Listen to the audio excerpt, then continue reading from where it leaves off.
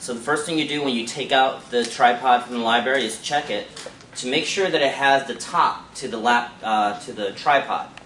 So if it doesn't have this piece on top, which is the piece that connects to your camera, the tripod's going to be useless to you.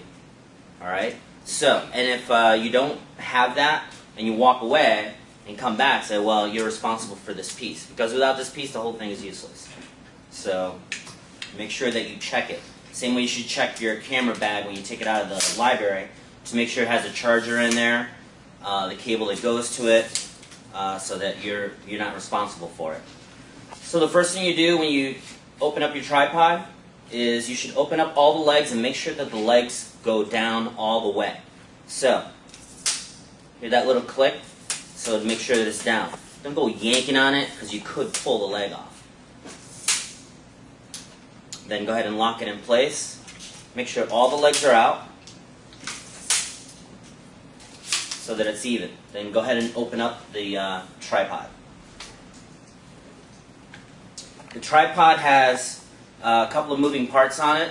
First thing you want to do is check the tilt and the pan on it. First of all, the tilt should not be this loose. Because when you put the camera on, if you have a bigger, heavier camera, and you walk away from it, it'll just start slowly tipping, going down, and the weight of it will pull the whole tripod back, and your camera will hit the ground. Had that happen, and it really sucks, it will break your camera. So, tighten it up so that it's snug. Find the little knobs on here to make it snug. And I have to emphasize to make it snug. Don't crank down the buttons because you will strip the buttons and then the tripod again will be useless to you. Alright, so with the top piece off of the tripod, go ahead and connect it to the bottom of your camera.